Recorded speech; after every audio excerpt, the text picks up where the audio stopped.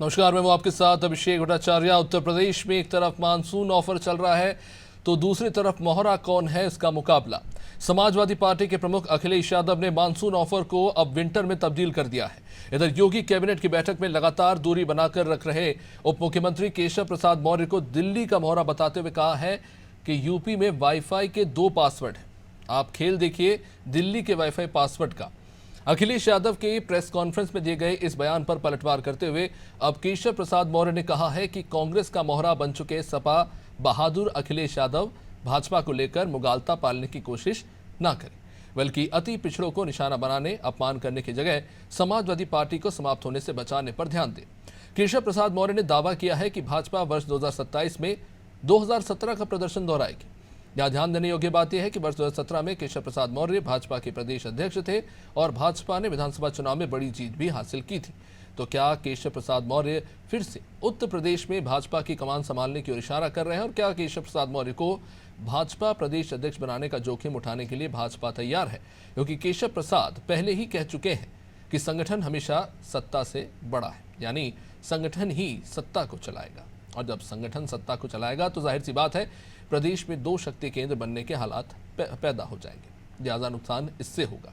तो क्या इसी नुकसान की संभावना को देखते हुए अखिलेश यादव ने मानसून ऑफर को अब विंटर ऑफर तक बढ़ा दिया है? ऐसी हालात में अब देखना यह है कि दिल्ली कितना डैमेज कंट्रोल करती है और हस्तक्षेप करती है। और दूसरी बात, राहुल गांधी का मोहरा अखिलेश यादव को बताकर केशव प्रसाद मौर्य ने पिछड़ों को जो संदेश दिया, क्या वो संदेश भाजपा को लाभ पहुंचाएगा? इसी मुद्दे पर चर्चा करेंगे। उससे पहले बयानों पर नजर। समाजवादी पार्टी इकलौती पार्टी है जो हमारे संविधान में सिद्धांत के रूप में समाजवाद शब्द है, वो केवल इकलौती समाजवादी पार्टी में वो नाम आता है। आप समझ गए कौन मोहरा है? सुनने में आया कि मौर्य जी मोहरा है। दिल्ली के वाईफाई के पासवर्ड हैं। अगर दिल्ली वाले किसी से मिलते हैं तो लखनऊ वाले भी मिल लें किसी से। और सबसे गंभीर सवाल मैं आपके सामने रखता हूं। मुझे याद है कि इस प्रदेश के गवर्नर थे, हमें चिट्ठी लिखते थे और अखबार में सरकार को, समाजवादियों को बदनाम करने के लिए जातिवादी का आरोप लगाते थे। केशव प्रसाद मौर्य जी अभी मुख्यमंत्री बनने की रेस में लगे हुए हैं, अभी तक असफल है। अभी तो केशव मौर्य जी वो तय करें कि वो जो अपने मुख्यमंत्री से लड़ रहे हैं तो वो किसका मोहरा बन करके लड़ रहे हैं। अखिलेश जी तो अपनी पार्टी चला रहे हैं, उसके सर्वे सर्वा है। केशव मौर्य जी अपने बारे में विचार करते, अपने भविष्य को देखते, ज़्यादा बेहतर रहता। समाजवादी पार्टी का रिमोट पूरे तौर पर कांग्रेस के पास है और आज से नहीं है। अगर देखा जाए तो अखिलेश जी को मध्य प्रदेश में इतना अपमान सहना पड़ा कि लोगों ने अखिलेश फखलेश तक कह दिया, लेकिन आज भी अखिलेश जी बाज नहीं आ रहे हैं। उनको लग रहा है कि मेरा भविष्य बड़ा उज्जवल है और वह अपना रिमोट वहाँ पकड़ाए हुए हैं। इसमें निश्चित तौर पर जो समाजवादी हैं, जो ठेठ समाजवादी हैं, जो असली समाजवादी हैं, उनमें बड़ा घुटन है। ये अनुभव कर रहे हैं वो लोग कि बहुत घुटन अनुभव कर रहे हैं, लेकिन अखिलेश जी यह मानने के लिए तैयार नहीं है। उनको उत्तर प्रदेश की प्रगति से कोई लेना देना नहीं है। अगर उत्तर प्रदेश सरकार कोई अच्छे भी कार्य करती है तो भी उनमें उनको ऐब दिखता है, लेकिन जो चलनी 72 छेदों की चलनी है कांग्रेस, जो भयभू भ्रष्टाचार की जननी है, उसके साथ वो कदम ताल करते हुए देखे जाते हैं।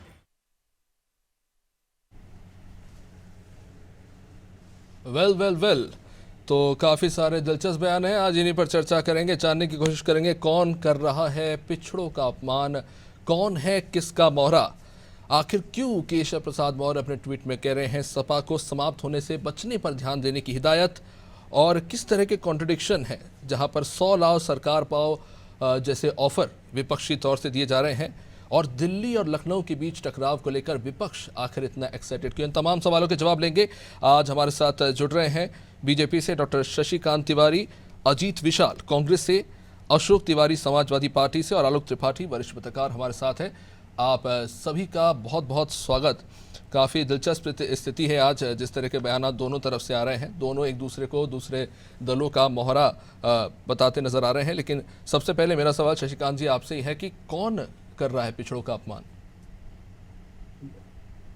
देखिए, पिछड़ों का अपमान समाजवादी पार्टी के अध्यक्ष अखिलेश जी कर रहे हैं। आज जो लोकसभा चुनाव के बाद जो परिणाम आया है, तो उस परिणाम को ध्यान में रखते हुए सांसदों को लेकर के देश को विकसित राष्ट्र बनाने के लिए उनको कवायद करना चाहिए, को किस तरीके से आगे ले जाना चाहिए, संसद में किस तरीके से जनता के मुद्दों को रख करके और सरकार के साथ तालमेल बना करके राष्ट्र को आगे बढ़ाना चाहिए। तो इन सब के बजाय अखिलेश यादव जी बैठकर टिप्पणी कर रहे हैं, व्यंग कर रहे हैं।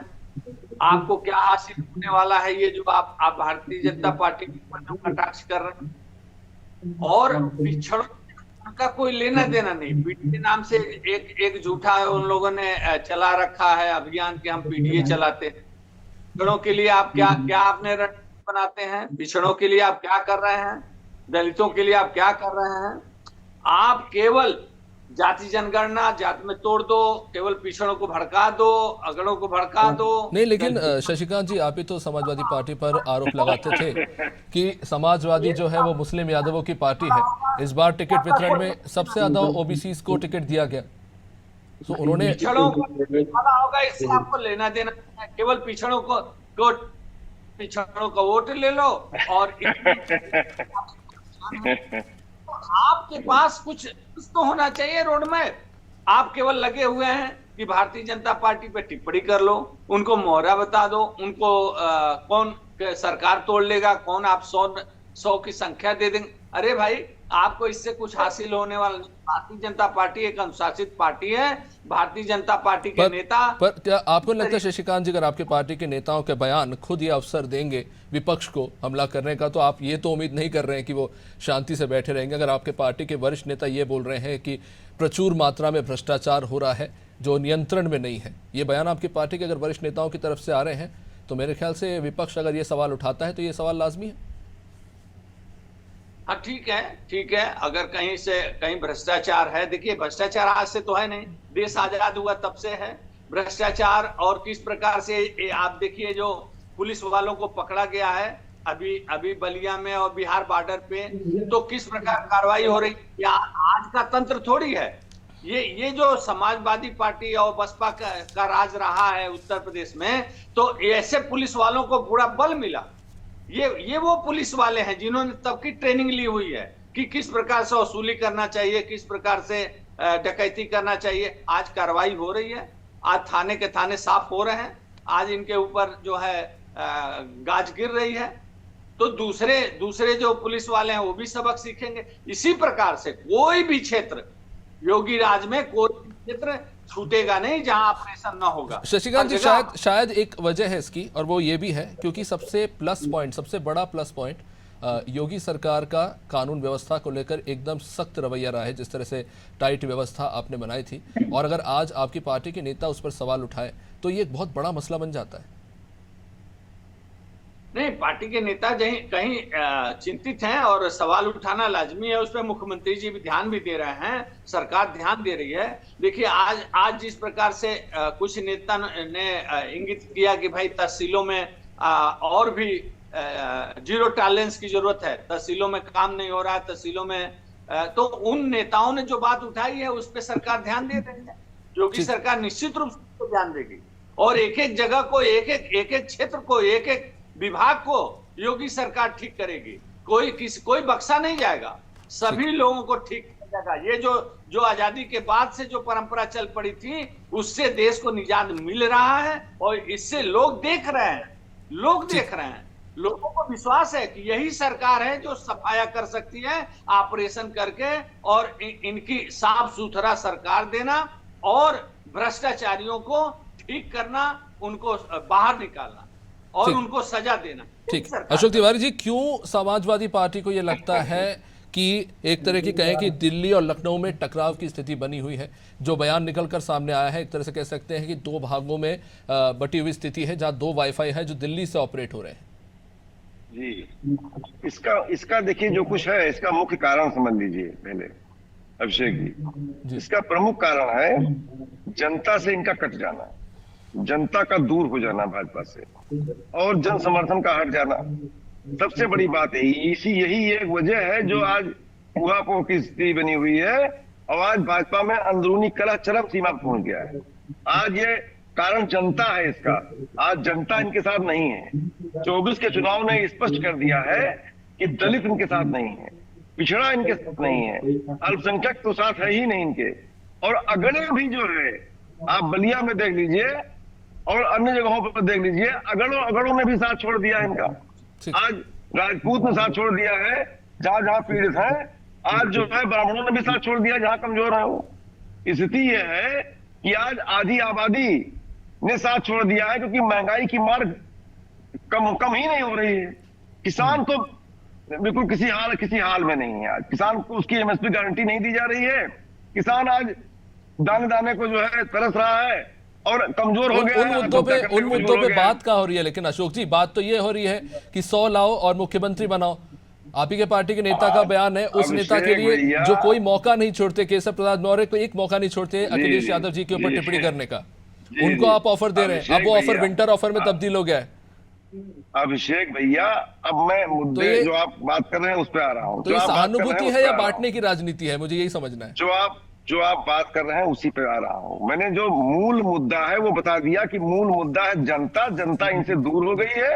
इनके में ऊहापोह की स्थिति है, इनके में अंदरूनी कला है। सब लोग अपनी गफली अपना राग कर रहे हैं और भाजपा की उल्टी गिनती पूरी तरह शुरू है। 27 में सफाया हो जाना है, अखिलेश जी का आगमन हो रहा है 27 में, और 10 के 10 उपचुनाव हार रहे हैं। ये बात बोलने के बाद अब आप जो कह रहे हैं उस पर बता रहा हूं मैं। सच्चाई ये है कि जब ऊहापोह की स्थिति होती है, कोई शासन होता ही नहीं है प्रदेश में, तो जनता को किस हाल पे छोड़ दोगे? आखिर जनता को बेहाल कर दोगे क्या? योगी जी शासन कर ही नहीं रहे हैं। आज बताइए कि इनके ही विधायक कह रहे हैं कि अधिकारी सुन नहीं रहा है इनके ही जो है सहयोगी दल कह रहे हैं अधिकारी सुन नहीं रहा इनकी। इनका शासन तंत्र फेल हो गया है एक तरह से, बिना शासन के ही उत्तर प्रदेश चल रहा है। आप केशव प्रसाद मौर्य को मोहरा बता रहे हैं, केशव प्रसाद मौर्य अखिलेश यादव जी को कांग्रेस का मोहरा बता रहे हैं। जी, सच्चाई हम बोल रहे हैं, सच्चाई बोल रहे हैं, कोई गलत बात नहीं बोल रहे हैं। कहीं पे निगाहें, कहीं पे निशाना, किसी को गिराना है तो किसी को मोहरा बनाना है। सच्चाई है, इससे कौन नहीं जानता है? ये पूरे देश की जनता जानती है, प्रदेश की जनता जानती है। आज चाय की दुकानों पर, चौपालों में, पान की दुकानों पर चर्चा का विषय बना हुआ है उत्तर प्रदेश का ये जो है झगड़ा तंत्र। ये इनका आंतरिक कला जनता की जबान पे है। इसमें जितना आंतरिक कला इनमें है, कौन नहीं जानता है इस चीज को? छिपा हुआ नहीं है। अगर हम कह रहे हैं तो क्या गलत कह रहे हैं? ठीक है, अजीत जी से भी जान लेते हैं, आपके सहयोगी हैं और जाहिर तौर पर लखनऊ में सीट जरूर बढ़ी है और महत्वाकांक्षा है उत्तर प्रदेश को लेकर एक बार फिर से कांग्रेस के अंदर जगी है। तो जाहिर तौर पर अजीत जी, जिस तरह की राजनीति हम देख रहे हैं, चाहे आपके सहयोगी दल के द्वारा या आपके विरोधी दलों के द्वारा, उस पर क्या टिप्पणी करना चाहेंगे? कौन किसका मोहरा है, कौन साथी है और कौन किसका किस पर अपर हैंड है? देखिए, जैसा कि अभी जो भाजपा के प्रवक्ता बता रहे थे, इन्होंने खुद ही बता दिया। आलोक त्रिपाठी जी, आप म्यूट कर लीजिए, आपकी तरफ से आवाज आ रही है तो डिस्टर्ब हो रहा है। मैं कहना चाह रहा था कि भाजपा के प्रवक्ता ने बता दिया कि आज भाजपा की स्थिति क्या उत्तर प्रदेश में। आज उत्तर प्रदेश में अभी मुख्यमंत्री जी ने बयान दिया है कि अस्पताल और तहसील अगर ये सुधर जाए तो 75% अपने आप ही समस्याएं खत्म हो जाएंगी। आज उत्तर प्रदेश में इतनी बुरी स्थिति है, पेपर लीक, चाहे मजदूर, युवा, महिलाएं, कोई भी वर्ग हो, हर व्यक्ति असंतुष्ट है। और रही बात पीडीए, जो हमारा ये अखिलेश यादव जी के साथ जो कांग्रेस पार्टी का पीडीए की बयान तो सन 2012 से चल रही है। इन्हीं मौर्य जी के दम पे जब ये मुख्यमंत्री हुए थे, एक पिछड़ा चेहरा दिखा करके यहाँ पे मुख्यमंत्री बनाने की बात की गई थी, तब भाजपा सरकार यहाँ पे आई और आखिरी समय पे योगी आदित्यनाथ जी को ले आया गया। और वही जब देश की जनता समझ गई, वही इन्होंने इस लोकसभा चुनाव में देश की जनता ने इन्होंने आईना दिखाने का काम किया है। और अखिलेश जी वही कह रहे हैं, इनको ऑफर दे रहे हैं कि अभी भी समझ जाओ, बाकी इनका भारतीय जनता पार्टी में कुछ होने वाला नहीं है केशव मौर्य जी का। और आप इस बात को समझिए, जब अखिलेश यादव जी कोई बयान देते हैं तो कभी योगी आदित्यनाथ उसका जवाब देने नहीं आते हैं। पिछड़े से पिछड़े को लड़ाने का काम भारतीय जनता पार्टी करती है और उसका जवाब देने के लिए हमेशा केशव मौर्य को भेजा जाता है। नहीं, पर बयान अगर उन्होंने केशव प्रसाद मौर्य को लेकर दिया है तो जवाब भी आई थिंक उन्हीं को देना चाहिए। नहीं, बिल्कुल केशव मौर्य को जवाब देना चाहिए, लेकिन यहाँ पे हमेशा देखने की बात है कि सरकार, जब विपक्ष यहाँ पे पूर्व मुख्यमंत्री रहे अखिलेश यादव जी और आज योगी आदित्यनाथ जी हैं, अगर सरकार के लिए कोई प्रश्न उठाया जाता है तो उसका जवाब देना कोई पिछड़ा ही आता है, केशव मौर्य को ही यहाँ पे मोहरा बनाया जाता है। और रही बात कि अगर अखिलेश जी उनके रिमोट हैं 37 सीटें लेकर के आज जो है भारतीय जनता पार्टी को उत्तर प्रदेश में पीछे करने का काम किया है। कोई किसी के रिमोट से नहीं चल रहा है। देश की जनता जान गई है कि कौन हमारा हित करेगा और कौन हमारा अहित कर रहा है। ठीक है, आलोक त्रिपाठी जी हमारे साथ है। आलोक जी, इससे पहले तक मेरे ख्याल से बीजेपी के अंदर खेमेबाजी को लेकर उत्तर प्रदेश में बीते कुछ सालों में ऐसी स्थिति देखने को नहीं मिली जहां पर हर दूसरा विरोधी दल का नेता आके चुटकी लेकर जा रहा है। क्या कहेंगे इस पर, जिस तरह की बयानबाजी हो रही है केशव प्रसाद मौर्य के इर्द गिर्द और उन्हें केंद्र में रखकर? बिल्कुल अभिषेक जी, देखिए भारतीय जनता पार्टी का एक जो रहा है अभी तक का कि बहुत ही अनुशासित पार्टी कही जाती थी और उनके यहाँ कभी नेताओं ने इस तरह की बयानबाजी खुल करके नहीं की। अंदर खाने जरूर सब चलता था लेकिन खुल के नहीं आए। लेकिन ये इस लोकसभा चुनाव परिणाम के बाद से जिस तरह से बयानबाजी हो रही है, एक एक विधायक करके एक एक नेता जिस तरह से वीडियो जारी कर रहा है, पत्र लिख रहे हैं, तो ये कहीं ना कहीं लग रहा कि भारतीय जनता पार्टी में इस समय सत्ता और संगठन में संघर्ष चल रहा है, या कह लीजिए दिल्ली और यूपी में संघर्ष चल रहा है। तो और ये पिछले कई वर्षों से अब अगर देखा जाए तो ये योगी जी और केशव जी को लेकर के कई बार ये चर्चाएं उठती रही हैं और फिर धरातल पे ठंडी हो जाती रही है। लेकिन इस बार कुछ जरूरत से ज्यादा इस पे चर्चा हो रही है और केंद्रीय नेतृत्व भी कहीं ना कहीं इसमें इन्वॉल्व हो गया है। और जिस तरह से केशव मौर्य जी इधर अगर देखिए कि मुख्यमंत्री जी की मीटिंगों में नहीं थे, यहाँ आज भले ही संघ ने दोनों डिप्टी सीएम और चीफ मिनिस्टर को साथ में बैठा करके समझौते का प्रयास मुझे लग रहा है कि हो रहा है, लेकिन कहीं ना कहीं ये आपस में जो चल रहा है मामला, पिछले बहुत दिनों की जो एक आग लगी हुई थी और इस समय विकराल धारा कर चुका है। रही बात क्या आलोक जी, क्या जरूरत से ज्यादा इस मामले को तूल दिया जा रहा है? पहले मोदी वर्सेस योगी किया गया, अब योगी वर्सेस केशव करने की कोशिश हो रही है। नहीं, देखिए प्रयास ये जब से योगी जी मुख्यमंत्री बने यूपी में तब उसके बाद से ही लगातार एक धड़ा इस प्रयास में लगा रहा है कि उनको यूपी से हटा दिया जाए और केशव जी को बनाया जाए। ये प्रयास करते रहे और केंद्रीय नेतृत्व में कह लीजिए केंद्र के कुछ नेता पीछे से सपोर्ट कर रहे थे, लेकिन अब खुल के मामला आ चुका है, एकदम धरातल पे आ चुका है। और मुझे तो लगता है कि शायद उन्हीं नेताओं के इशारे पे जिस तरह एक के बाद एक नेता बयान जारी कर रहा है कि मेरी सुनी नहीं जा रही। आखिर 7 साल कहाँ थे? 7 साल तक तो आपने किसी ने विधायक ने नहीं कहा कि मेरी नहीं सुनी जा रही। अब अचानक ये सब चीजें क्यों आ रही थी? इसका मतलब कहीं ना कहीं ये भी एक राजनीति का ही एक पार्ट है। और दूसरी बात देखिए, विधानसभा में भी केशव जी और अखिलेश जी का जिस तरह से हॉट टॉक हुई थी। आलोक जी, क्या ऐसे इस तरह से क्या एक बड़ी मजबूत इमारत अगर जरा सी हिली तो जो दरारें निकलकर एकदम उभर के सामने आ जाती, तो ये वही दरारें हैं जो शायद उभर के आ रही कहीं ना कहीं? बिल्कुल बिल्कुल, जो बहुत दिनों से जो चल रहा था ये उसी का ही ये पार्ट है। और इस समय तो बहुत मतलब कह लीजिए बहुत टफ स्थिति है यूपी में भाजपा की। और उसके बाद आप देखिए लगातार मुख्यमंत्री यूपी अपने तेवर दिखाते जा रहे हैं, एक के बाद कहीं बलिया का चाहे मामला हो, चाहे सीतापुर का मामला हो, कहीं चित्रकूट का मामला हो। देखिए वो उनकी अब कार्यशैली बदली हुई है इस समय एकदम। तो ये कहीं ना कहीं इशारा कर रही है कि सत्ता और संगठन में कुछ ना कुछ टकराव चल रहा है। यूपी के एक और नेता है जो बड़ी चर्चा में और बड़ा इंटरेस्टिंग है कि एक दिन पहले पल्लवी पटेल से आके मुख्यमंत्री योगी आदित्यनाथ जी मिलते हैं और आज अखिलेश जी कह रहे हैं कि नहीं, उनकी सदस्यता को लेकर हम कोई अपील नहीं करेंगे क्योंकि वो पीडीए से आती हैं। तो आलोक जी, इस पे चाहूंगा आप थोड़ा प्रकाश डालिए, हो क्या रहा है?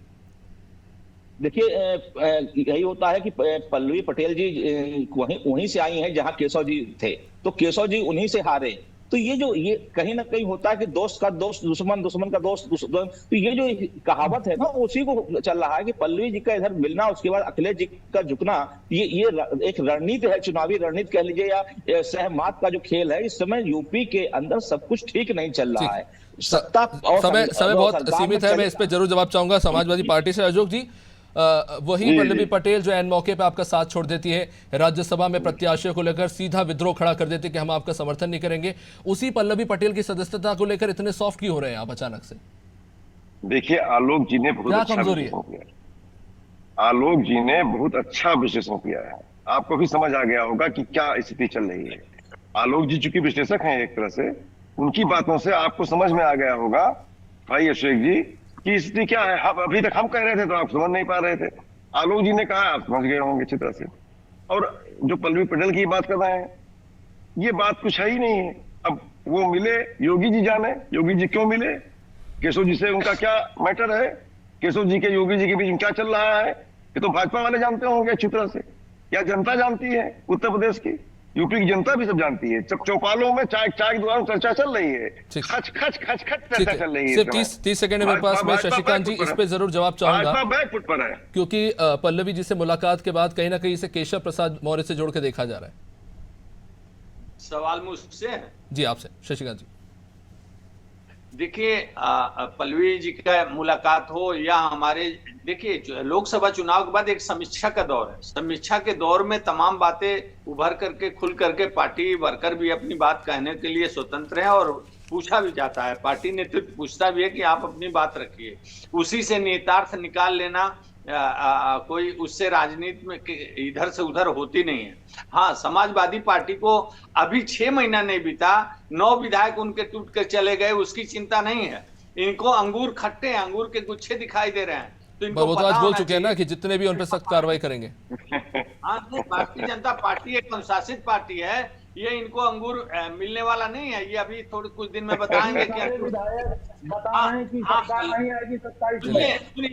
नहीं भाई, बीच में बहुत शुक्रिया आप सभी का इस चर्चा में जुड़ने के लिए। अब समय इजाजत नहीं देता, तो जुबानी जंग दोनों तरफ से जारी है, कुछ हवा में है, कुछ ज़मीनी भी है, और कुछ का अंदेशा नहीं है कि ये कहाँ जाकर लगेंगे, क्योंकि तमाम तरह के बयानबाजी और कयास तो लगाए जा रहे हैं। लेकिन आने वाले समय में स्पष्ट हो पाएगा कि उत्तर प्रदेश की राजनीति किस तरफ जारी है। फिलहाल इस कार्यक्रम में इतना ही। देखते रहिए अनादि टीवी। नमस्कार।